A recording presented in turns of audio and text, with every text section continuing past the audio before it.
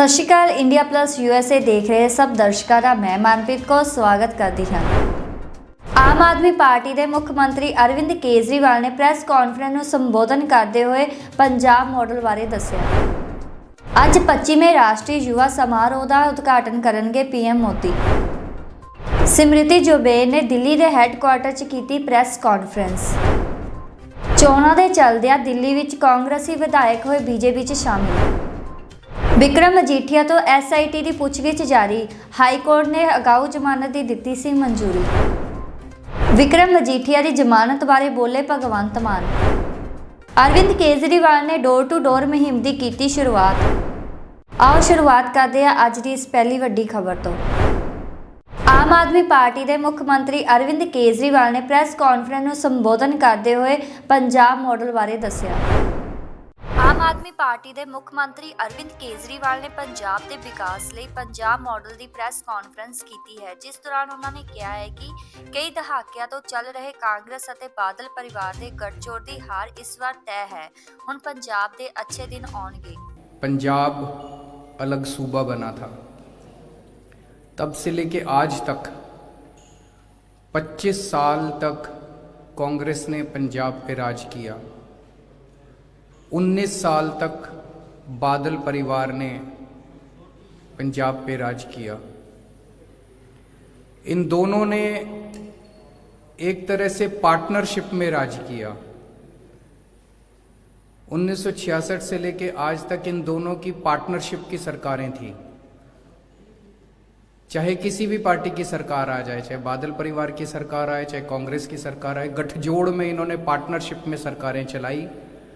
इनकी सरकार आती थी तो वो उनके खिलाफ कोई एक्शन नहीं होता था, उनकी आती थी तो इनके खिलाफ। दोनों लूटते थे, मिल बांट के खाते थे, दोनों लूटते थे। इस बार लोगों ने मन बनाया है, इसे खत्म करना है, बहुत हो गया। इस पार्टनरशिप की सरकार को खत्म करके आम लोगों की सरकार बनानी है, आम आदमी की सरकार बनानी है, आम पंजाबी की सरकार बनानी है। लोग मन बना चुके हैं कि इन दोनों को उखाड़ के एक मौका लोग इस बार आम आदमी पार्टी को देने का मन बना चुके हैं। आम आदमी पार्टी की सरकार बनेगी तो हम क्या करेंगे? मैं भी बहुत दिन से पंजाब में घूम रहा हूँ, लोगों से मिल रहा हूँ। मान साहब पंजाब के ही हैं, लोगों से मिलते रहते हैं, उनको बहुत अच्छी समझ है पंजाब की।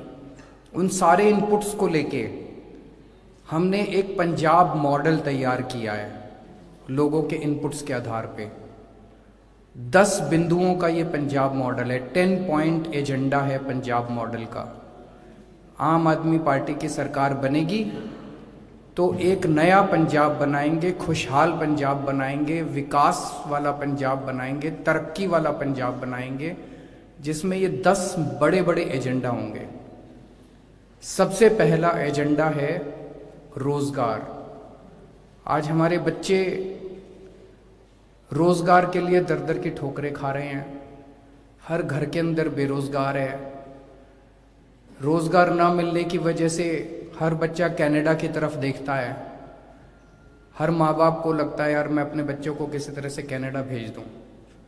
हम ऐसा खुशहाल पंजाब बनाएंगे जिसमें जो बच्चे कनाडा चले गए, मैं आज आपको यकीन देता हूं कि 5 साल के अंदर वो सारे बच्चे पंजाब वापस आना शुरू करेंगे। पंजाब के अंदर रोजगार के इतने सारे अवसर पैदा करेंगे। दिल्ली में हमने 10 लाख बच्चों को रोजगार दिया कोरोना के टाइम पे, हमें देना आता है। दूसरा एजेंडा है नशा। कुछ बच्चे कनाडा चले गए और बाकी पंजाब की जवानी जो है वो नशे में डूबी हुई है। गांव-गांव के अंदर खुलेआम नशा बिक रहा है। पिछली बार कांग्रेस की जब सरकार आई थी तो उन्होंने कहा था कि हम नशा बंद करेंगे, कोई नशा बंद नहीं हुआ। आज भी वैसे ही नशा बिक रहा है। क्यों? क्योंकि सबकी इनकी साठगांठ है, सारी पार्टियों की, नशा करने बेचने वाले सारे गिरोह की। हम इस पूरे सिंडिकेट को ख़त्म करेंगे, नशा बेचने वाले पूरे गिरोह को ख़त्म करेंगे, माफिया को, नशा माफिया को ख़त्म करेंगे और नशे से अपने बच्चों को बाहर निकाल के पंजाब को नशा मुक्त करेंगे। तीसरा है पंजाब के अंदर शांति व्यवस्था कायम करना, कानून व्यवस्था कायम करना। बेअदबी के इतने सारे किस्से हुए, बेअदबी के इतने सारे हादसे हुए और सभी धर्मों के ग्रंथों की बेअदबी हुई समय समय पे, लेकिन किसी भी एक भी मामले के अंदर किसी को सजा नहीं हुई। क्यों नहीं हुई? ऐसा नहीं कि हमारी पंजाब पुलिस इसके काबिल नहीं थी करने के। एक बार खुली छूट दे दो, देखो पंजाब पुलिस आपको कितना शानदार काम करके दिखाएगी, क्योंकि उसके अंदर बहुत बड़े बड़े लोग शामिल थे। षड्यंत्र के अंदर बहुत बड़े बड़े तार थे, ऊपर तक थे तार पार्टियों के, और ये सारी पार्टियां मिली हुई थी। इसकी सरकार आ जाए वो उसको बचाते हैं, उसकी सरकार आ जाए उसको बचाते हैं। नतीजा क्या हुआ? रोज बेअदबी के किस्से सुनने को मिलते हैं, रोज बेअदबी के। लोगों की भावनाओं को ठेस पहुंचती है, लोगों को बड़ा दुख होता है। क्यों? उनके हौसले बड़े बुलंद हैं कि जो मर्जी करो कुछ नहीं होता। जितने बेअदबी के मामले में सब में कठोर से कठोर सजा दिलवाएंगे पकड़ के, चाहे कोई कितना भी बड़ा क्यों ना हो। हमारी किसी से सेटिंग नहीं है, हमारे किसी पार्टी से सेटिंग नहीं है, किसी नेता से सेटिंग नहीं है। सारे बेअदबी के उनमें सजा दिलवाएंगे और पंजाब के अंदर शांति व्यवस्था कायम करेंगे, भाईचारा कायम करेंगे, पंजाब के भाईचारे को बना के रखेंगे। चौथा है भ्रष्टाचार मुक्त पंजाब। आज पंजाब में इतना पैसे की कमी नहीं है, पंजाब में रिसोर्सेज भगवान का दिया हुआ भी बहुत है, टैक्स का भी बहुत पैसा है, फिर भी पंजाब आज घाटे में चल रहा है। 3.5 लाख करोड़ का कर्जा है, ये सारा पैसा खा गए। ये कहां गया 3.5 लाख करोड़? इन नेताओं की जेब में गया। भ्रष्टाचार मुक्त पंजाब बनाएंगे, जैसे भ्रष्टाचार मुक्त दिल्ली बनाई है ऐसे ही भ्रष्टाचार मुक्त पंजाब बनाएंगे। आज एक आम आदमी को अपना काम कराने के लिए दफ्तर में बिना पैसे के काम नहीं होता, 10-10 चक्कर लगवाते हैं, वो सब बंद करेंगे। बिना पैसे के काम होगा लोगों का, दफ्तर के अंदर चक्कर नहीं काटने पड़ेंगे लोगों को। भ्रष्टाचार मुक्त पंजाब बनाएंगे। पांचवा, शिक्षा। आज पंजाब में सरकारी स्कूलों की बहुत बुरी हालत है। टीचर क्लास में पढ़ाने के बजाय स्ट्राइक कर रहे हैं, धरने पे बैठे हैं, उनके ऊपर पानी की बौछारें डाली, लाठीचार्ज किया जाता है टीचर्स के ऊपर। इसको बदलेंगे। टीचर अब क्लासरूम में पढ़ाएंगे। जैसे दिल्ली के अंदर हमने स्कूल शानदार कर दिए, शिक्षा व्यवस्था शानदार कर दी, हमें करनी आती है, ऐसे पंजाब की शिक्षा व्यवस्था को भी शानदार करेंगे। छठा, हेल्थ। जैसे दिल्ली में हमने शानदार अस्पताल बनाए, शानदार मोहल्ला क्लिनिक बनाए, पंजाब के अंदर 16,000 मोहल्ला क्लिनिक बनेंगे, शानदार सरकारी अस्पताल बनाए जाएंगे और हर पंजाब के 3 करोड़ लोगों को, हर पंजाबी को गारंटी दी जाएगी कि उसके घर में चाहे कोई बीमार हो, कैसी भी बीमारी हो, छोटी से लेके बड़ी, पूरा का पूरा उसका इलाज मुफ्त किया जाएगा, जैसे दिल्ली के अंदर किया जाता है। सातवां, बिजली। आज बिजली प्रोड्यूस करता है पंजाब, उसके बावजूद बिजली के पावर कट लगते हैं, लंबे लंबे पावर कट लगते हैं। बिजली सबसे महंगी है आज पंजाब के अंदर। दिल्ली के अंदर जैसे हमने 24 घंटे बिजली की, फ्री बिजली की, ऐसे पंजाब में भी बिजली फ्री भी करेंगे और 24 घंटे बिजली करेंगे। आठवां है, हर 18 साल से ऊपर की महिला को 1000 रुपए उसके अकाउंट में, बैंक अकाउंट में हर महीने डाले जाएंगे। 9वां है, खेती व्यवस्था को ठीक किया जाएगा। खेती के अंदर किसानों के जितने भी मसले हैं, उन सारे मसलों का हल निकाला जाएगा, जो जो हम कर सकते हैं। कुछ मसले केंद्र सरकार में हैं, उसके लिए केंद्र सरकार से संघर्ष करेंगे, लेकिन जो मुद्दे राज्य सरकार कर सकती है वो करेगी। और 10वां पॉइंट है, व्यापार और इंडस्ट्री। रेड राज बंद करेंगे, भ्रष्टाचार खत्म करेंगे, ईमानदार व्यवस्था लागू करेंगे, ताकि हर व्यापारी और हर इंडस्ट्रियलिस्ट अच्छे से, व्यापार बढ़ेगा, रोजगार बढ़ेगा, तभी लोगों को, बच्चों को रोजगार मिलेगा। व्यापार बढ़ेगा, इंडस्ट्री बढ़ेगी, तभी रोजगार मिलेगा। ये करेंगे। ये सारी पार्टियां, जैसा मैंने बताया कि अभी तक रल मिल के इनकी सरकार चल रही थी, अब इनको ये डर लग रहा है कि आम आदमी पार्टी की सरकार आने वाली है। ये सारी इकट्ठी हो गई हैं पंजाब को फिर से। ਅੱਜ 25ਵੇਂ ਰਾਸ਼ਟਰੀ ਯੁਵਾ ਸਮਾਰੋਹ ਦਾ ਉਦਘਾਟਨ ਕਰਨਗੇ ਪੀਐਮ ਮੋਦੀ।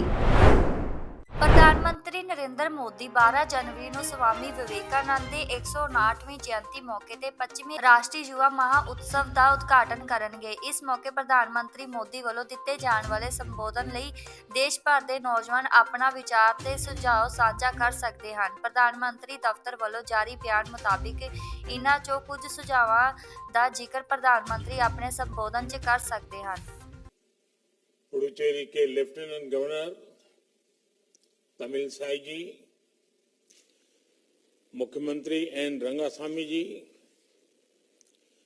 केंद्रीय मंत्रिमंडल के मेरे सहयोगी श्री नारायण राणे जी, श्री अनुराग ठाकुर जी, श्री निशित प्रामाणिक जी, श्री भानु प्रताप सिंह वर्मा जी,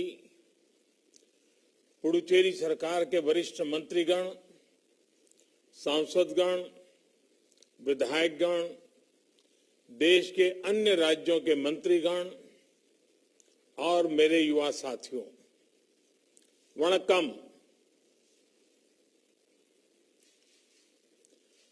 आप सभी को राष्ट्रीय युवा दिवस की बहुत बहुत शुभकामनाएं। भारत मां की महान संतान स्वामी विवेकानंद जी को उनकी जयंती पर मैं नमन करता हूं। आजादी के अमृत महोत्सव में उनकी जन्म जयंती और अधिक प्रेरणादायी हो गई है। ये वर्ष दो और वजह से भी विशेष हो गया है। हम इसी वर्ष श्री अरबिंदो की 150वीं जन्म जयंती मना रहे हैं और इस साल महाकवि सुब्रमण्यम भारती जी की भी 100वीं पुण्यतिथि है। इन दोनों मनीषियों का पुडुचेरी से खास रिश्ता रहा है। ये दोनों एक दूसरे की साहित्यिक और आध्यात्मिक यात्रा के साझीदार रहे हैं। So the national youth festival being held in Puducherry is dedicated to this great sons of Mother India.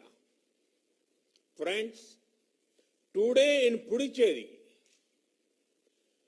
MSME Technology Center is inaugurated. The role of MSME sector is very, very important in creating आत्मनिर्भर भारत। बहुत जरूरी है कि हमारे MSME उस technology का उपयोग करें जो आज दुनिया को बदल रही है। इसलिए देश में आज टेक्नोलॉजी सेंटर सिस्टम प्रोग्राम का एक बहुत बड़ा अभियान चलाया जा रहा है। पुडुचेरी में बना MSME टेक्नोलॉजी सेंटर उसी दिशा में एक महत्वपूर्ण कदम है। साथियों, आज पुडुचेरी के युवाओं को कामराज जी के नाम पर मणिमंडपम, एक प्रकार का सभागृह, मल्टीपर्पज यूज वाला, उसका एक और उपहार मिल रहा है। ये सभागृह कामराज जी के योगदान की याद तो दिलाएगा ही, हमारे युवा टैलेंट को भी अपनी प्रतिभा दिखाने का एक प्लेटफॉर्म देगा। साथियों, आज दुनिया भारत को एक आशा की दृष्टि से, एक विश्वस्त की दृष्टि से देखती है, क्योंकि भारत का जन भी युवा है और भारत का मन भी युवा है। भारत अपने सामर्थ्य से भी युवा है। भारत अपने सपनों से भी युवा है। भारत अपने चिंतन से भी युवा है, भारत अपनी चेतना से भी युवा है। भारत युवा है क्योंकि भारत की दृष्टि ने हमेशा आधुनिकता को स्वीकार किया है। भारत के दर्शन ने परिवर्तन को अंगीकार किया है। भारत तो वो है जिसकी प्राचीनता में भी नवीनता है। हमारे हजारों साल पुराने वेदों ने कहा है, अपि यथा युवानो मत्सथा नो विश्वम जगत अभिपित्ते मनीषा, यानी ये युवा ही है जो विश्व में सुख से सुरक्षा तक का संचार करते हैं। युवा ही हमारे भारत के लिए, हमारे राष्ट्र के लिए सुख और सुरक्षा के रास्ते अवश्य बनाएंगे। इसलिए भारत में जन जन से जग तक, जन से जग तक योग की यात्रा हो, रिवॉल्यूशन हो या इवोल्यूशन, राह सेवा की हो या समर्पण की, बात परिवर्तन की हो या पराक्रम की, राह सहयोग की हो या सुधार की, बात जड़ों से जुड़ने की हो या जग में विस्तार की, ऐसी कोई राह नहीं जिसमें हमारे देश के युवा ने बढ़ चढ़ करके हिस्सा न लिया हो। अगर कभी भारत की चेतना विभाजित होती तो ऐसे समय शंकर जैसा कोई युवा आदि शंकराचार्य बनकर देश को एकता के सूत्र में पिरो देता है। जब भारत को अन्याय और अत्याचार से लड़ने की जरूरत होती है तो गुरु गोविंद सिंह जी के बेटे युवाओं का बलिदान आज भी आस्था दिखाता है। जब भारत को आजादी के लिए क्रांति की जरूरत होती है तो सरदार भगत सिंह से लेकर चंद्रशेखर आजाद और नेताजी सुभाष तक कितने ही युवा देश के लिए अपना सब कुछ अर्पण कर देते हैं। जब भारत को आध्यात्म की, सृजन की शक्ति की जरूरत होती है, श्री अरविंदो से लेकर सुब्रमण्यम भारती से साक्षात्कार होता है। और जब भारत को अपना खोया हुआ स्वाभिमान फिर से पाने की, अपने गौरव को दुनिया में फिर से प्रतिष्ठित सिमृति जुबेर ने दिल्ली के हैडक्वार्टर च कीती प्रेस कॉन्फ्रेंस। संबोधित करेंगे। धन्यवाद अनिल जी।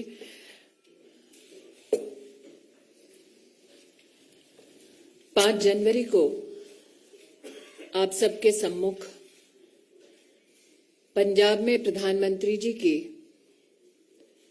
सुरक्षा को भंग होते देख भारतीय जनता पार्टी की ओर से मैंने कांग्रेस सरकार के और कांग्रेस के नेतृत्व के समक्ष कुछ प्रश्नों को प्रस्तुत किया था। आज मुझे ये कहते हुए आनंद की अभिभूति नहीं होती कि एक टेलीविजन नेटवर्क ने जिन प्रश्नों को मैंने प्रस्तुत किया उनके कुछ चिंताजनक परिणाम राष्ट्र के सम्मुख प्रस्तुत किए हैं।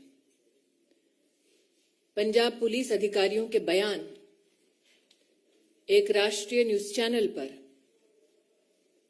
सच को उजागर करते हैं। पंजाब पुलिस के एक अधिकारी का ये वक्तव्य कि प्रधानमंत्री की सुरक्षा भंग होने की वो सूचना वरिष्ठ अधिकारियों को, पंजाब के प्रशासन, पंजाब की कांग्रेस सरकार को देते रहे, लेकिन सरकार की ओर से कोई भी ऐसा हस्तक्षेप जो प्रधानमंत्री जी को सुरक्षित कर सके, ऐसी कोई भी कार्रवाई पंजाब की कांग्रेस सरकार ने नहीं की। मैं अपने प्रश्नों को दोबारा दोहराने के साथ साथ एक नया प्रश्न उसमें जोड़ती हूं। डीजीपी ने क्यों पूरी की पूरी व्यवस्था और रूट सुरक्षित है, ऐसा संदेश प्रधानमंत्री जी की सुरक्षा टीम को दिया? पंजाब के वो कौन कांग्रेस की सरकार के आला अधिकारी हैं जो इस सूचना, इस अलर्ट के बावजूद प्रधानमंत्री जी को सुरक्षित करने के लिए कोई भी कदम नहीं उठा रहे थे? पंजाब के आला अधिकारियों को कांग्रेस की सरकार के किस नेता ने आदेश दिया कि पंजाब में प्रधानमंत्री की सुरक्षा को खंडित किया जाए? ये दुर्भाग्य की बात है कि कांग्रेस के नेता इस गंभीर परिस्थिति को किसी न किसी हास्यास्पद तरीके से छोटा करने का प्रयास कर रहे हैं। पंजाब पुलिस के अधिकारियों का बयान देना कि बार बार उनकी कोशिशों के बावजूद कांग्रेस पार्टी के नेतृत्व ने जानबूझकर प्रधानमंत्री को एक असुरक्षित माहौल में रखा, यह न सिर्फ निंदनीय है बल्कि दंडनीय भी। Ladies and gentlemen of the media, on the 5th of January, on behalf of the Bharatiya Janata Party, we came to you with our outrage with regards to the breach of the Honorable Prime Minister's security in the state of Punjab. The questions I posed before you to the Congress High Command and the Congress leadership were this: why did the DGP police in Punjab give an all clear in terms of the safety of the route that was to be undertaken by the Honorable Prime Minister? This question was met with an expose by a national news channel. What is extremely disconcerting is that Punjab police officials in this news report have highlighted how they continuously engaged with the Congress government and administration in Punjab to bring to light the threat to the security of the Honorable Prime Minister and his route. The question that begets this expose is who in the Punjab Congress-led government continued to deliberately ignore these threats to the Prime Minister's security. Today, I am joined with and by Shri Anil Baluni to reiterate those very questions to the Congress High Command. Why were security measures which are protocoled for the Honorable Prime Minister deliberately breached due to the active connivance of the Congress-led government in Punjab, who sought to benefit in the Congress party from the breach of the Prime Minister's security. Ravindra जी, जब मैं आपके सम्मुख प्रस्तुत हुई थी 5 जनवरी को, तब कांग्रेस के नेतृत्व में प्रधानमंत्री की असुरक्षा को लेकर, सिक्योरिटी ब्रीच को लेकर जश्न का माहौल था। तत्पश्चात जब देश भर ने अपने आक्रोश को प्रस्तुत किया, तो गांधी परिवार की राजनीतिक आत्मा जागी। आज जो आपने श्रीमती वाड्रा के संदर्भ में मुझसे प्रश्न किया है, मुझे ज्ञात है कि उन्होंने स्वयं एक इंटरव्यू में इस बात को कबूला कि पंजाब के मुख्यमंत्री ने उनको ब्रीफ किया प्रधानमंत्री की सिक्योरिटी ब्रीच के संदर्भ में। प्रश्न ये उठता है कि एक नागरिक की क्या सिक्योरिटी क्लियरेंस है कि उनको एक चीफ मिनिस्टर प्रधानमंत्री जी के सुरक्षा प्रोटोकॉल और ब्रीच के संदर्भ में, जो डिटेल्स मात्र सुरक्षा एजेंसीज या इन्वेस्टिगेटिव एजेंसीज तक सीमित होनी चाहिए, उसके संदर्भ में ब्रीफिंग क्यों एक प्राइवेट सिटीजन को हुआ? क्यों वो प्राइवेट सिटीजन जो गांधी परिवार का हिस्सा है, एक इंटरेस्टेड पार्टी है? मैं इतना ही कहूंगी कि मैं माननीय सुप्रीम कोर्ट पर टिप्पणी करना उचित नहीं समझती। जिस पैनल का उन्होंने गठन किया है, उसके माध्यम से जब फैक्ट्स प्रस्तुत होंगे, मेरी पार्टी की ओर से अगर निर्देश होगा तब उस पर टिप्पणी करना तो मैं निश्चित रूप से करूंगी। लेकिन जो मैंने रविंद्र जी को कहा, मैं स्तब्ध हूं कि वो अब तक किसी पत्रकार ने पूछा नहीं कि एक साधारण व्यक्ति, उसके पास क्या सिक्योरिटी क्लियरेंस थी और वो क्यों इंटरेस्टेड पार्टी है कि प्रधानमंत्री की सुरक्षा किस प्रकार से भंग हुई, सुरक्षा के प्रधानमंत्री के क्या प्रोटोकॉल हैं, उसके बारे में जानकारी उनको क्यों दी गई? जी, मैंने हिमांशु जी जब अपना वक्तव्य 5 जनवरी को दिया, तब कहा planted political instruments. This is post the withdrawal of the farmers bill. So I again reiterate,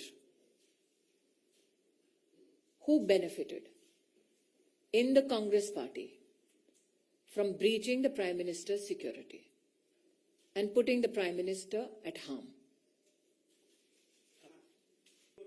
Are you surprised that the Congress High Command does not speak against those who seek to disintegrate India?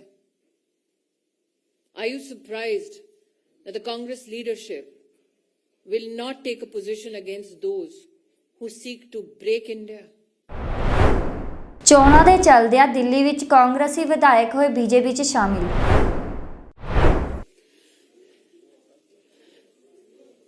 मित्रों, आप सभी लोगों का स्वागत है। Bharatiya Janata party की नीति और यशस्वी प्रधानमंत्री नरेंद्र मोदी जी के नेतृत्व में भारतीय जनता पार्टी में लगातार शामिल होने वालों की संख्या में वृद्धि हो रही है। आज उत्तर प्रदेश को लेकर बहुत महत्वपूर्ण ज्वाइनिंग होने जा रही है और इस उपलक्ष्य में भारतीय जनता पार्टी उत्तर प्रदेश के अध्यक्ष स्वतंत्र देव जी हम लोगों के मध्य हैं। उत्तर प्रदेश के उप मुख्यमंत्री केशव मौर्य जी हम लोगों के मध्य हैं। उप मुख्यमंत्री दिनेश शर्मा जी हम लोगों के मध्य हैं। सबसे पहले मैं प्रदेश अध्यक्ष जी से आग्रह करूंगा कि जो लोग भारतीय जनता पार्टी की सदस्यता ले रहे हैं उनका परिचय करें और पार्टी में उनका स्वागत करें।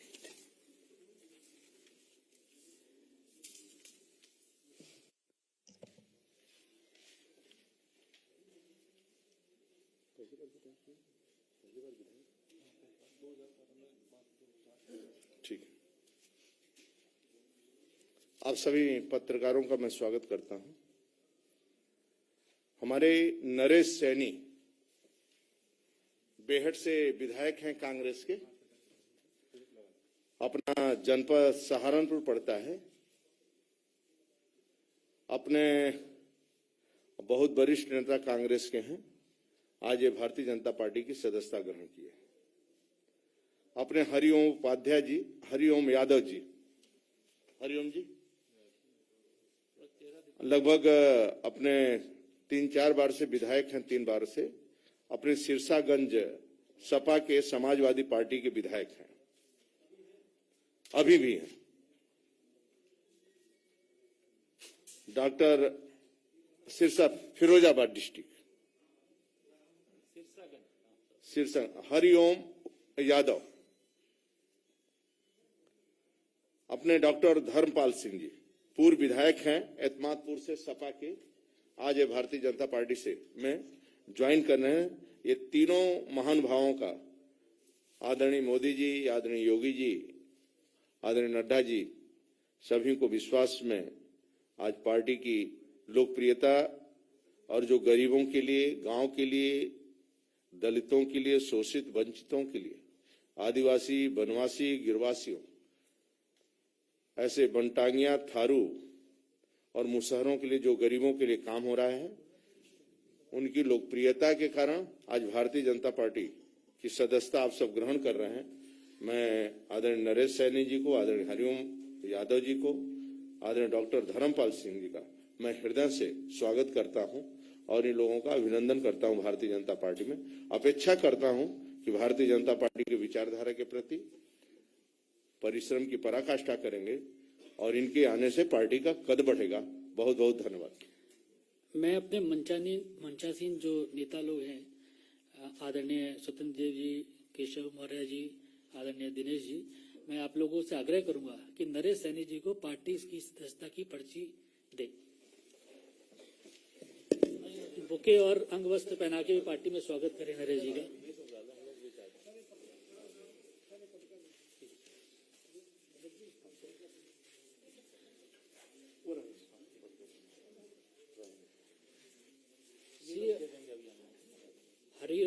हरिओम यादव जी को भी पार्टी में उनका स्वागत है। उनको पार्टी की सदस्यता की पर्ची आदरणीय केशव मौर्य जी दें। डॉक्टर धर्मपाल सिंह जी को भी पार्टी में उनका स्वागत है। उनको पार्टी की सदस्यता की पर्ची। ਵਿਕਰਮ ਮਜੀਠੀਆ ਤੋਂ SIT ਦੀ ਪੁੱਛਗਿੱਛ ਜਾਰੀ, ਹਾਈ ਕੋਰਟ ਨੇ ਅਗਾਊ ਜ਼ਮਾਨਤ ਦੀ ਦਿੱਤੀ ਸੀ ਮਨਜ਼ੂਰੀ। ਸ਼੍ਰੋਮਣੀ ਅਕਾਲੀ ਦਲ ਦੇ ਆਗੂ ਵਿਕਰਮ ਮਜੀਠੀਆ ਡਰੱਗ ਮਾਮਲੇ ਵਿੱਚ ਮੋਹਾਲੀ ਦੀ SIT ਸਾਹਮਣੇ ਪੇਸ਼ ਹੋਏ ਹਨ।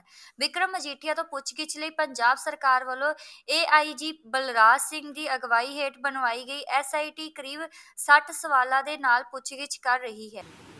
ਜਾਂ ਸੁੱਖੀ ਰੰਧਾਵੇ ਦੇ ਬਿਆਨ ਹੋਮ ਮਿਨਿਸਟਰ ਦੇ ਮੇਰੇ ਖਿਲਾਫ ਕੀ ਉਹ ਮੇਰੇ ਪ੍ਰਤੀ ਨਫ਼ਰਤ ਰੱਖਦੇ ਆ, ਜਾਂ ਚੰਨੀ ਸਾਹਿਬ ਦੇ, ਇਹ ਜ਼ਰੂਰ ਸਾਰੀ ਗੱਲ ਨੂੰ ਵੀ SIT ਵਿਚਾਰੇ ਕਿ FIR ਜਿਹੜੀ ਦਰਜ ਹੋਈ ਹੈ ਉਹਦੇ ਸਾਰੇ ਕੇਸਾਂ ਦੇ ਟਰਾਇਲ ਕੋਰਟ ਨੇ ਕਰਤੇ ਆ।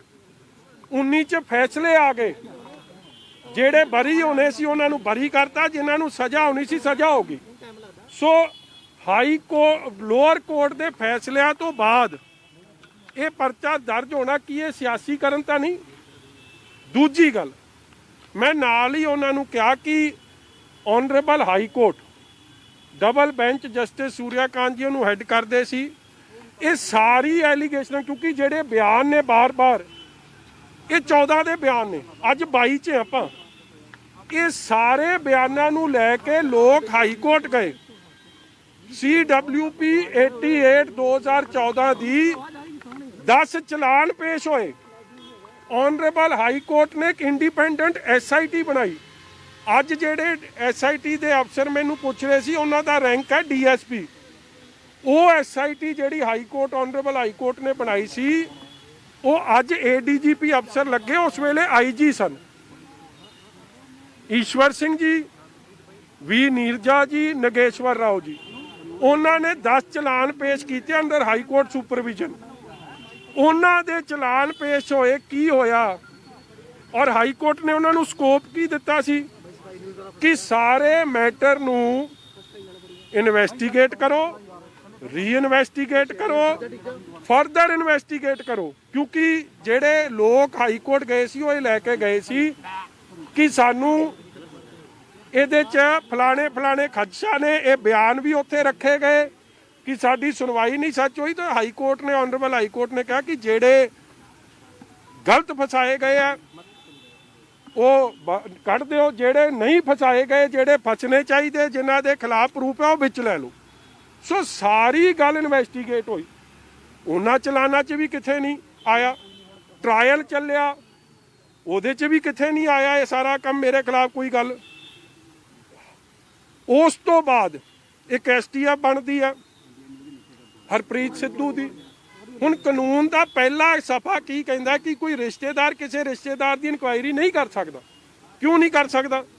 ਕਿਉਂਕਿ ਜੇ ਬਣਦੀ ਆ ਉਹਦੇ ਹੱਕ 'ਚ ਕਰ ਦੂ, ਜੇ ਨਹੀਂ ਬਣਦੀ ਤੇ ਉਲਟ ਕਰ ਦੂ, ਇਹੀ ਹੋ। ਮਗਰ ਉਹਨਾਂ ਨੇ ਕੀਤੀ ਕਿ ਉਹਨਾਂ ਨੇ ਦੱਸਿਆ ਕਿ ਸਾਡੇ ਪਰਿਵਾਰਾਂ ਦਾ ਰੌਲਾ ਕੀ। ਅੱਜ ਮੈਂ ਦੱਸ ਕੇ ਆਇਆ ਸਾਰੀ ਗੱਲ, ਫੇਰ ਦੱਸ ਦੂੰ ਤੁਹਾਨੂੰ। ਉਸ ਤੋਂ ਬਾਅਦ ਕਿਉਂਕਿ ਇਸ SIT ਨੇ ਹਾਈ ਕੋਰਟ ਅੱਗੇ ਸੱਚ ਰੱਖਣਾ ਹੈ, ਪੰਜਾਬ ਸਰਕਾਰ ਨੇ ਜਿਹੜੀ ਉਹਦੀ ਰਿਪੋਰਟ ਹੈ ADGP ਦੀ ਉਹ ਸੁਪਰਸੀਡ ਹੋਈ। ਉਦੋਂ ਬਾਅਦ ਇੱਕ ਰਿਪੋਰਟ ਆਈ ਜਿਹੜੇ ਸੀਨੀਅਰ ਮੋਸਟ ਅਫਸਰ ਦੀ ਆਈ, DGP ਦੀ ਔਰ ਉਸ ਵੇਲੇ ਦੇ ਹੋਮ ਸੈਕਟਰੀ ਸਾਹਿਬ ਦੀ। ਉਹ ਰਿਪੋਰਟ ਵੀ ਤੁਸੀਂ ਰਿਕਾਰਡ ਤੇ ਲਿਆਓ, ਕਿਉਂਕਿ ਜੇ ਸਾਰਾ ਕੁਝ ਰਿਕਾਰਡ ਤੇ ਆਊ ਤੇ ਫਿਰ ਸੱਚ ਆਪਣੇ ਆਪ ਸਾਹਮਣੇ ਆ ਜੂ। ਕਿਉਂਕਿ ਜੋ ਇਹ ਕੰਮ ਕਰ ਰਹੇ ਆ ਮਤਲਬ ਕਿ ਇਹਨਾਂ ਦੇ ਜਿਹੜੇ ਸੀਨੀਅਰ ਅਫਸਰ ਨੇ ਹਾਈ ਕੋਰਟ ਮੋਨੀਟਰਡ ਕੰਮ ਕੀਤਾ ਜਾਂ ਰਿਪੋਰਟਾਂ ਦਿੱਤੀਆਂ, ਕੀ ਉੱਤੇ ਭਰੋਸਾ ਨਹੀਂ। ਔਰ ਤੁਸੀਂ ED ਦੇ ਬਿਆਨਾਂ ਦੀ ਗੱਲ ਕਰਦੇ ਹੋ। ED ਆਪ ਇੱਕ ਇੰਡੀਪੈਂਡੈਂਟ ਅਦਾਰਾ, ਉਹਨਾਂ ਨੇ ਆਪ ਦੀ ਇਨਵੈਸਟੀਗੇਸ਼ਨ ਕੀਤੀ। ਔਰ ਜਿਹੜੇ ਬੰਦੇ ਦੇ ਇਹ IO ਦੀ ਗੱਲ ਕਰਦੇ ਉਹਦਾ ਚਾਰਜ ਸ਼ੀਟ ਹੋ ਗਿਆ ਫॉर ਕਰਪਸ਼ਨ। ਉਹ ਤੇ ਵੱਡੀ ਗੱਲ ਆ, ਉਹ ਵੀ ਵਿਚਾਰ ਅਧੀਨ ਲਿਆਓ। ਔਰ ਉਸ ਤੋਂ ਬਾਅਦ ED ਨੇ ਆਪ ਦੀ ਸਟੇਟਸ ਰਿਪੋਰਟ AG ਮਸੀਹ ਸਾਹਿਬ ਦੀ ਬੈਂਚ ਅੱਗੇ ਦਿੱਤੀ ਹੈ। ਕਿ ਜੇ ਤੁਸੀਂ SIT ਸਿਆਸੀ ਕਰਨ ਤੋਂ ਉੱਤੇ ਉੱਠ ਕੇ ਸਹੀ ਪੱਖ ਰੱਖਣਾ ਚਾਹੁੰਦੀ ਹੈ, ਫਿਰ ਬੜਾ ਜ਼ਰੂਰੀ ਹੈ ਕਿ ਇਹ ਸਾਰੀ ਚੀਜ਼ਾਂ ਵਿਚਾਰ ਕੇ ਫਿਰ ਸਾਹਮਣੇ ਕੋਰਟ ਦੇ ਅੱਗੇ ਰੱਖਣ ਤੇ ਸੱਚ ਦੀ ਜਿੱਤ ਹੋਊਗੀ, ਸੱਚ ਸਾਹਮਣੇ ਆਊਗਾ। ਔਰ ਜਿਹੜਾ ਇਨਡਿਸਪਿਊਟੇਬਲ ਫੈਕਟਸ ਨੇ, ਲੋਅਰ ਕੋਰਟ ਦੇ ਫੈਸਲੇ, ਹਾਈ ਕੋਰਟ ਦੇ ਫੈਸਲੇ, ਇਨਕੁਆਇਰੀਆਂ, ਇਹ ਕਿਸੇ ਤੋਂ ਲੁਕੀ ਛੁਪੀਆਂ ਤਾਂ ਹੈ ਨਹੀਂ। ਇਸ ਲਈ ਇਹ ਲੰਮੀ ਚੌੜੀਆਂ ਫੁੱਲੀ ਕੋਆਪਰੇਸ਼ਨ ਦਾ ਮੈਂ ਵਿਸ਼ਵਾਸ ਦਿਵਾਇਆ। ਔਰ ਮੈਂ ਇਹਨਾਂ ਨੂੰ ਆਪ ਦਾ ਨੰਬਰ ਵੀ ਦੇ ਦਿੱਤਾ, ਕਿਉਂਕਿ ਹਾਈ ਕੋਰਟ ਦੇ ਆਰਡਰ ਸਨ ਕਿ ਜੋ ਆਰਡਰ ਸੀ ਉਹਦੀ ਪੂਰੀ ਪਾਲਣਾ ਕੀਤੀ ਜਾਵੇ। ਠੀਕ ਹੈ ਜੀ, ਥੈਂਕ ਯੂ।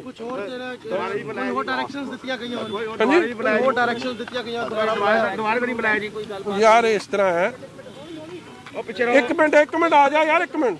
ਸਿਆਸੀ ਤੌਰ ਤੇ ਤੁਸੀਂ ਹੋਰ ਜੋ ਵੀ ਮੈਂ ਕਿਹਾ ਸੱਚ ਸਾਹਮਣੇ ਆਵੇ।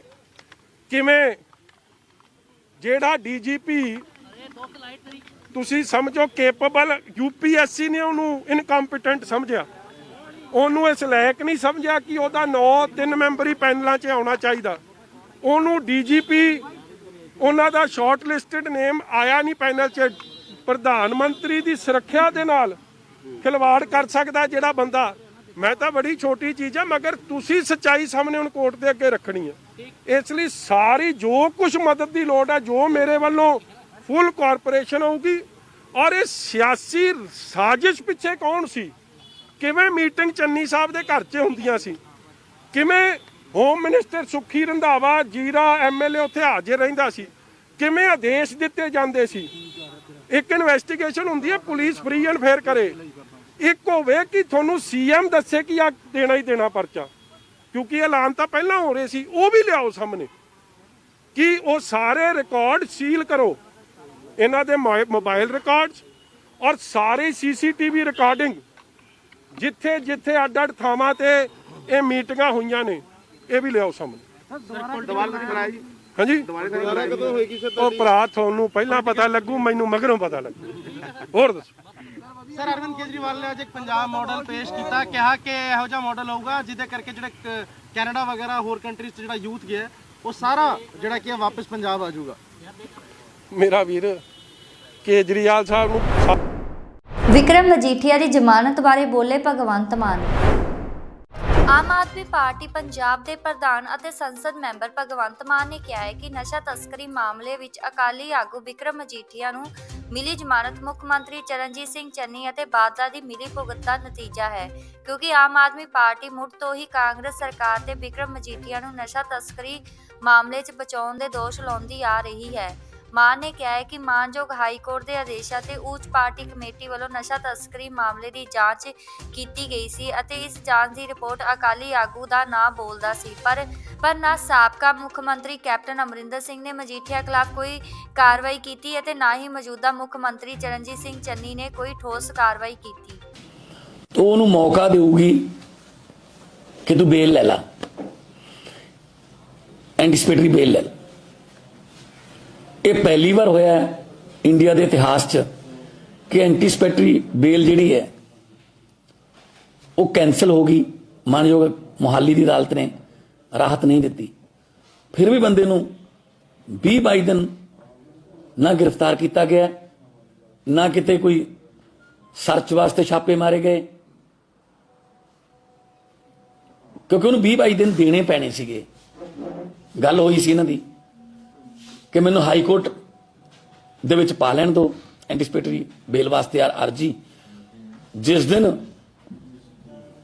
ਮੇਰੀ ਅੰਤਰਿਮ ਜ਼ਮਾਨਤ ਹੋ ਗਈ ਉਸ ਤੋਂ ਬਾਅਦ ਫਿਰ ਮੈਂ ਸਾਹਮਣੇ ਆ ਜਾਊਂਗਾ। ਬਿਲਕੁਲ ਉਹੀ ਹੋਇਆ। ਅਸੀਂ ਇਹ ਬਾਰ-ਬਾਰ ਕਹਿੰਦੇ ਰਹੇ, ਕਿਉਂਕਿ ਵਿਕਰਮਜੀਤ ਮਜੀਠੀਆ ਕੋਲ ਚੰਨੀ ਸਾਹਿਬ ਗਏ ਸੀ ਆਪਣੇ ਭਰਾ ਨੂੰ ਬਚਾਉਣ ਲਈ, ਕਿਉਂਕਿ ਉਹਨਾਂ ਦਾ ਨਾਮ ਸਿਟੀ ਸੈਂਟਰ ਘੁਟਾਲਾ ਲੁਧਿਆਣੇ ਦੇ ਵਿੱਚ ਨਾਮ ਸੀਗਾ।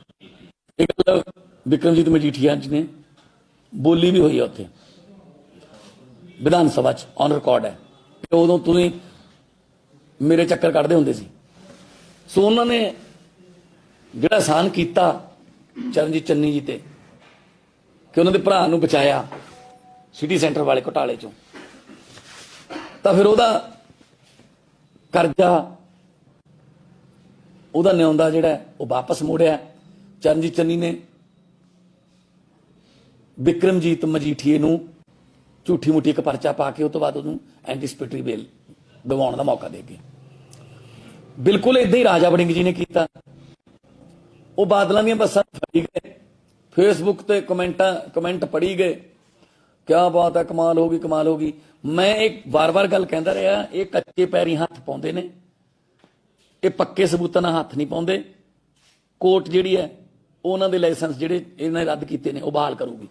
ਅੱਜ ਰਾਜਾ ਵੜਿੰਗ ਜੀ ਨੂੰ ਪੁੱਛਣਾ ਚਾਹੁੰਦਾ, ਕਿੰਨੀਆਂ ਬੱਸਾਂ ਨੇ ਜਿਨ੍ਹਾਂ ਦੇ ਪਰਮਿਟ ਰੱਦ ਰਹਿ ਗਏ? ਸਾਰੀਆਂ ਬੱਸਾਂ ਕਲੀਅਰ ਹੋ ਗਈਆਂ, ਜਿਵੇਂ ਵਿਕਰਮਜੀਤ ਮਜੀਠੀਆ ਕਲੀਅਰ ਹੋ ਗਏ। ਲੋਕਾਂ ਨੂੰ ਹੁਣ ਕਹਿਣ ਜੋਗੇ ਹੋ ਗਏ ਕਿ ਅਸੀਂ ਤਾਂ ਜੀ ਦੇਖੋ ਬਹੁਤ ਐਫਰਟ ਕੀਤੀ ਸੀ ਪਰ ਕੋਡ ਲੱਗ ਗਿਆ। 111 ਇਹਨਾਂ ਨੇ ਸਰਕਾਰ ਚਲਾਈ ਹੈ। ਸਰਕਾਰ ਤਾਂ ਕਾਹਦੀ ਚਲਾਈ ਹੈ? ਸਰਕਸ ਹੀ ਚਲਾਈ ਹੈ। 111 ਦਿਨਾਂ ਚ 4 DGP ਬਦਲਤੇ, 2 ਐਡਵੋਕੇਟ ਜਨਰਲ ਬਦਲਤੇ, ਅਫਸਰਾਂ ਦੀ ਵੱਡੀ ਲਿਸਟ ਜਿਹੜੀ ਹੈ ਖਾਸ ਤੌਰ ਤੇ ਪੁਲਿਸ ਵਾਲਿਆਂ ਦੀ। ਸੂਤਰ ਤਾਂ ਹੁਣ ਇਹ ਵੀ ਦੱਸਦੇ ਨੇ ਕਿ ਚਟੋਪਾਧਿਆਏ ਦੇ ਜਾਲੀ ਸਾਈਨ ਕਰਕੇ ਕੋਡ ਲੱਗਣ ਤੋਂ 2 ਘੰਟੇ ਪਹਿਲਾਂ ਬੜੀਆਂ ਬਲਕ ਦੇ ਵਿੱਚ ਹੀ ਬਦਲੀਆਂ ਕਰ ਦਿੱਤੀਆਂ, ਜਿਹਦਾ ਕਿ ਇਲੈਕਸ਼ਨ ਕਮਿਸ਼ਨ ਜੀ ਨੇ ਨੋਟਿਸ ਲਿਆ। ਇਹ ਜਿਹੜੀ ਚੰਨੀ ਸਰਕਾਰ ਹੈ ਇਹ ਮੁਹੱਲੇ ਦੀ ਕ੍ਰਿਕਟ ਟੀਮ ਵਾਂਗੂ ਚਲਾਈ ਇਹਨਾਂ ਨੇ। ਮੁਹੱਲੇ ਦੀ ਕ੍ਰਿਕਟ ਟੀਮ ਦਾ ਕੋਈ ਕੈਪਟਨ ਨਹੀਂ ਹੁੰਦਾ। ਜਿਹਦੇ ਹੱਥ 'ਚ ਬੈਟ ਆ ਜੇ ਉਹ ਬੈਟਿੰਗ ਕਰਨ ਲੱਗ ਜਾਂਦਾ, ਜਿਹਦੇ ਹੱਥ 'ਚ ਬਾਲ ਆ ਜੇ ਉਹ ਬਾਲਿੰਗ ਕਰਨ ਲੱਗ ਜਾਂਦਾ। ਕਈ ਵਾਰੀ ਜਿਹਦਾ ਬੈਟ ਹੁੰਦਾ ਜੋ ਛੇਤੀ ਆਊਟ ਹੋ ਜੇ ਉਹ ਆਪਣਾ ਬੈਟ ਲੈ ਕੇ ਭੱਜ ਜਾਂਦਾ ਕਿ ਮੈਂ ਨਹੀਂ ਖੇਡਦਾ। ਬਿਲਕੁਲ ਉਸੇ ਤਰ੍ਹਾਂ ਕੋਈ ਡਿਸਪਲਿਨ ਨਹੀਂ। ਅੱਜ ਵੀ ਕੋਈ ਕਹਿੰਦਾ ਮੈਂ ਕਰਾਉਂਗਾ ਇਹਨੂੰ ਜੁਆਇਨ, ਕੋਈ ਕਹਿੰਦਾ ਮੈਂ ਕਰਾਉਂਗਾ। ਕਦੇ ਆਪਸ 'ਚ ਇਕੱਠੇ ਹੋ ਜਾਂਦੇ ਨੇ। ਰਾਹੁਲ ਗਾਂਧੀ ਜੀ 15 ਜਨਵਰੀ ਤੱਕ ਇਟਲੀ ਦੇ ਦੌਰੇ ਤੇ ਨੇ, ਤੇ ਕੈਂਪੇਨ ਕਮੇਟੀ ਦੇ ਚੇਅਰਮੈਨ ਜਾਖੜ ਸਾਹਿਬ ਉਹ ਸਵਿਟਜ਼ਰਲੈਂਡ, गए हुए ने। ਮੈਨੂੰ ਲੱਗਦਾ ਕਾਂਗਰਸ ਨੇ ਪੰਜਾਬ 'ਚ ਗਿਵ ਅਪ ਕਰਤਾ ਕਿ ਨਹੀਂ ਲੜਨਾ, ਕਿਉਂਕਿ ਉਹਨਾਂ ਨੂੰ ਗਰਾਊਂਡ ਰਿਐਲਿਟੀਆਂ ਪਤਾ ਲੱਗ ਗਈਆਂ। ਸੋ ਇਹ ਜਿਹੜਾ ਚੰਨੀ ਔਰ ਪ੍ਰਕਾਸ਼ ਸਿੰਘ ਬਾਦਲ ਹੋਰਾਂ ਨੇ, ਵਿਕਰਮਜੀਤ ਮਜੀਠੀਆ ਹੋਰਾਂ ਨੇ ਮਿਲ ਕੇ ਜਿਹੜੀ ਖੇਡ ਖੇਡੀ ਹੈ, ਇਹ ਜਨਤਾ ਦੀਆਂ ਅੱਖਾਂ 'ਚ ਧੂੜ ਪਾਉਣ ਵਾਲੀ ਗੱਲ ਹੈ। ਪਰ ਜਨਤਾ ਬਹੁਤ ਸਿਆਣੀ ਹੈ, ਉਹ ਸਭ ਸਮਝਦੀ ਹੈ। ਹੁਣ ਤਾਂ ਲੋਕਾਂ ਨੂੰ ਪਹਿਲਾਂ ਹੀ ਪਤਾ ਲੱਗ ਜਾਂਦਾ ਹੈ ਕਿ ਕੁਝ ਨਹੀਂ ਹੁੰਦਾ, ਤੁਸੀਂ ਬਾਹਰ ਆਏ ਲੋ। ਆਮ ਕਿਸੇ ਬੰਦੇ ਤੇ ਛੋਟਾ ਮੋਟਾ ਕੋਈ 5 ਗ੍ਰਾਮ 10 ਗ੍ਰਾਮ ਕੋਈ ਜਿਹੜੇ ਐਡਿਕਟਡ ਨੇ, ਮਰੀਜ਼ ਨੇ ਜਿਹੜੇ, ਉਹਨਾਂ ਕੋਲੋਂ ਫੜਿਆ ਜਾਵੇ, ਉਹਨਾਂ ਦੇ 10-10 ਸਾਲ ਦੀ ਸਜ਼ਾ ਦਾ ਪਰਚਾ ਪਾ ਦਿੱਤਾ ਜਾਂਦਾ ਹੈ। ਇੱਥੇ ਜਿਹੜੇ ਵੱਡੇ ਸਪਲਾਇਰ ਐਨਡੀਪੀਸੀ ਦੇ ਬਹੁਤ ਜ਼ਿਆਦਾ ਘਾਤਕ ਜਿਹੜੇ ਧਾਰਾਵਾਂ ਲੱਗੀਆਂ ਤੇ ਉਹਦੇ ਚੋਂ ਬੇਲ ਲੈ ਲਈ। ਸੋ ਇੱਥੋਂ ਇਹ ਸਿੱਧ ਹੁੰਦਾ ਹੈ ਇਹ ਦੋਨੇ ਰਲ ਕੇ ਖੇਡਦੇ ਨੇ, ਪਹਿਲਾਂ ਵੀ ਰਲ ਕੇ ਖੇਡਦੇ ਸੀ। 4.5 ਸਾਲ ਕੈਪਟਨ ਸਾਹਿਬ ਨੇ ਖਰਾਬ ਕੀਤਾ ਇਹ ਕੇਸ। ਇਹ ਖੁਦ ਚੰਨੀ ਸਾਹਿਬ ਨੇ ਕਿਹਾ ਕਿ ਕੈਪਟਨ ਅਮਰਿੰਦਰ ਸਿੰਘ ਨੇ ਬਾਦਲਾਂ ਨਾਲ ਮਿਲ ਕੇ ਇਹ ਕੇਸ ਖਰਾਬ ਕਰਤਾ। ਨਾ ਬਾਈਬਲ ਕਲਾਂ ਦਾ ਕੋਈ ਰਿਜ਼ਲਟ ਆਇਆ ਜਿਹਦੇ ਕਰਕੇ ਉਹਨਾਂ ਨੂੰ ਕੈਪਟਨ ਅਮਰਿੰਦਰ ਨੂੰ ਲਾਹਿਆ ਸੀ, ਨਾ ਇਸ ਲਿਫਾਫੇ ਚੋਂ ਕੁਝ ਨਿਕਲਿਆ ਜਿਹੜਾ ਐਵੇਂ ਕੋਰਟ ਦੇ ਵਿੱਚ ਬੰਨੀ ਰੱਖਿਆ, ਪਤਾ ਨਹੀਂ ਕੀ ਹੈ ਲਿਫਾਫੇ 'ਚ ਕੀ ਹੈ। ਸੋ ਲੋਕ ਇਸ ਗੱਲ ਨੂੰ ਸਭ ਸਮਝਦੇ ਨੇ ਤੇ ਲੋਕ ਇਹਨਾਂ ਦੀਆਂ ਹੁਣ ਨੂਰਾ ਕੁਸ਼ਤੀ ਵਾਲੀਆਂ ਚਾਲਾਂ 'ਚ ਨਹੀਂ ਆਉਣਗੇ ਤੇ ਆਮ ਆਦਮੀ ਪਾਰਟੀ ਨੂੰ ਲੋਕ ਇੱਕ ਮੌਕਾ ਦੇਣਾ ਚਾਹੁੰਦੇ ਆ ਕਿ ਇਹਨਾਂ ਨੂੰ ਬਥੇਰਾ ਮੌਕਾ ਮਿਲ ਗਿਆ, ਪੰਜਾਬ ਨੂੰ ਲੁੱਟ ਲਿਆ, ਕੁੱਟ ਲਿਆ, ਧਰਨੇ ਦੇ ਲਏ, ਪਾਣੀ ਦੀਆਂ ਬਾਛੜਾਂ ਸਹਿ ਲੀਆਂ। ਅਰਵਿੰਦ ਕੇਜਰੀਵਾਲ ਨੇ ਡੋਰ ਟੂ ਡੋਰ ਮੁਹਿੰਮ ਦੀ ਕੀਤੀ ਸ਼ੁਰੂਆਤ।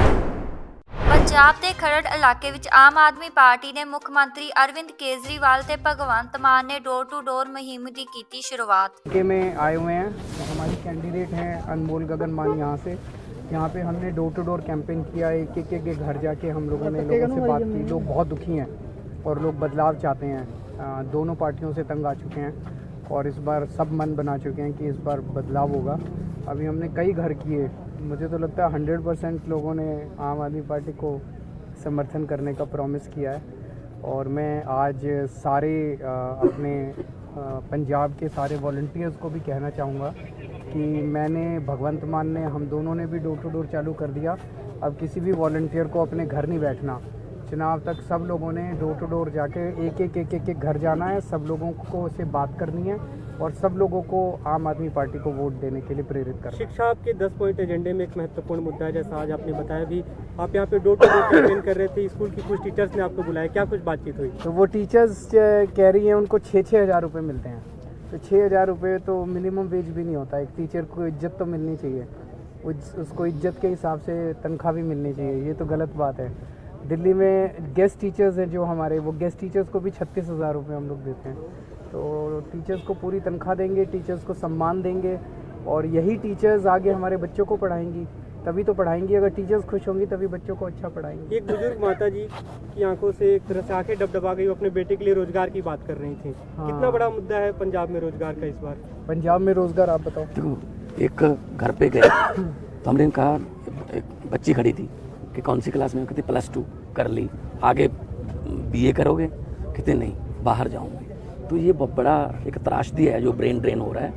जिस घर में भी जाओगे उसमें हमारे बच्चे डिग्रियां लेके घर वापस आ गए, वो डिग्रियों को क्या करें? अगर नौकरी लेने जाते हैं तो लाठीचार्ज होता है। तो रोज़गार बहुत बड़ा मुद्दा है। बल्कि यहाँ रोज़गार देने के बाद हम जो बाहर चले गए मजबूरी बस, उनको भी वापस लाने की कोशिश करेंगे कि हमने अपना पंजाब ठीक कर लिया, आओ मिल के पंजाब को पंजाब बनाए। सर, एक अंतिम सवाल, डोर टू डोर कैंपेन आप लोगों ने शुरू कर दिया। इस बार का चुनाव हमेशा से अलग है क्योंकि आपको डोर टू डोर के जरिए पहुंचना है। हालांकि 15 जनवरी के बाद क्या आपको चुनाव आयोग करते हुए देखने वाली बात होगी।